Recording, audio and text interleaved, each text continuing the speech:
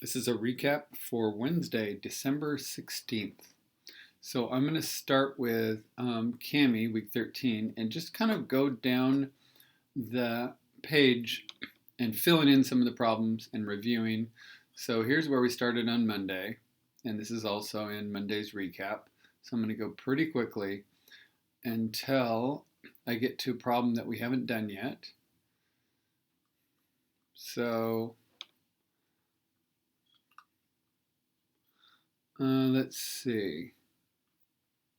Did all the pages 1 and 2. So let's look at page 3. I'll do a couple of these. So the product of x and 7 is 7x. The sum of 8 and p is 8 plus p. 2 more, then the product of 4 and y looks like that. The quotient of k and 10 looks like that. There are other ways that you can write it, but for example, you could write 2 plus 4y, or k divided by 10. So there's different forms, or you could write p plus 8. Evaluate each expression. So instead of y plus 6, I'm going to erase this y, and I'm going to replace it with this 13. So 13 plus 6 is 19. So 4m squared.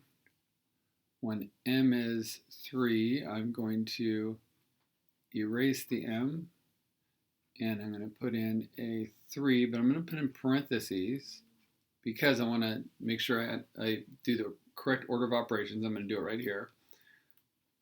3 squared, so I have to do the squared first, so that's 4 times 9. It's 36.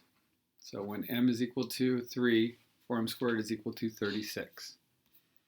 And 7 times 1/3 plus 2/3, that's going to be 7 over 1 times 1 over 3, that's 7/3 plus 2/3, that's equal to 9/3, and that simplifies to 3.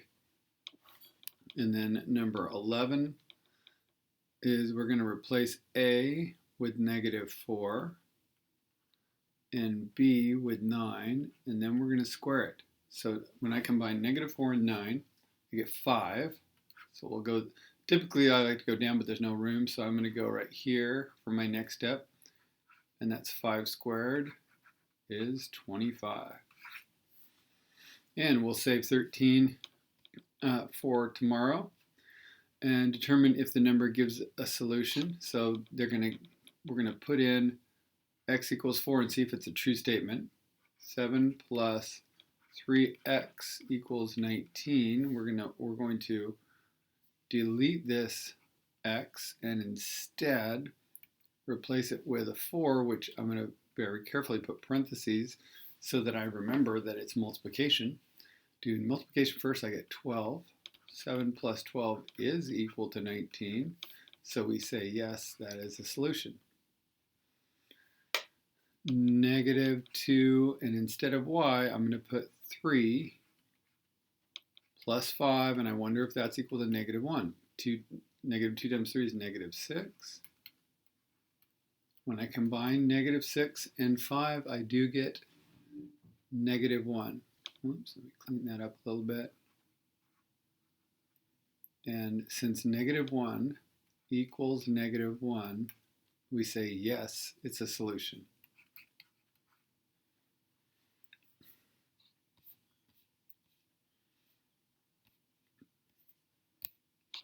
Is 3 of the solution? So we're going to put in 3 and then do the order of operations. We do 2 times 3 first, that's 6. So 7 plus 6 is 13. So we say on this one, yes. So I guess we can circle that right there. We're going to put a 6 in right here. 6, and 6 divided by 3 is 2. 2 plus 4 is equal to 6. So we're going to put a 6 right here. And that's not equal to 7. So we're going to say no. That y or p equals 6 is not the solution. We're going to be learning in January how to find a two-step solution. Right now we're working on one step, which brings us down to page 5 on how to solve one-step equations. So this is just a review, and then looking at x plus 5 is equal to 8. This is just like in class when I said, please think of a number. Don't tell me the number. Now add 5. What do you got? And if you told me 8, what I would do was inverse operations. So this is an example right here of inverse operations. And when we do inverse operations to one side of the equation, hopefully we get a 0. And we have to do the same thing on this side. And in this case, we get 3. So we could think of this as x plus nothing is equal to 3. So 3 is equal to 3. That's a true statement.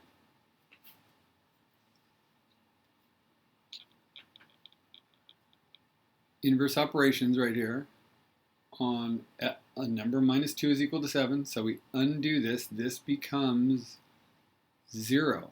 So f plus 0 is equal to 9. And we'll continue working on these tomorrow. And I'll do number 7 to undo multiplying by negative 5. That's what this is. This is negative 5 times p, that unknown amount. So to undo that, we're going to divide by negative 5. So p is equal to negative 40 divided by negative 5 is 8. So to check that, we're going to do negative 5 times 8 and see if that's equal to negative 40. And it is, so we have found the correct solution. If we would have, let's say that we thought it was 7. Let's say we thought, I wonder if p is equal to 7. Put a question mark there. If we checked it, we would do negative 5 times 7, and that would not equal negative 40. It's negative 35.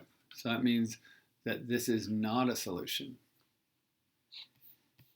Okay, and maybe we'll do one on page 8 here. Let's try to speed it up a little bit. We're going to subtract 7. X is equal to 4. We're going to multiply this times 5. And p is equal to 30. Once you get the idea here of a one-step equation and what to do, they can go fairly quickly.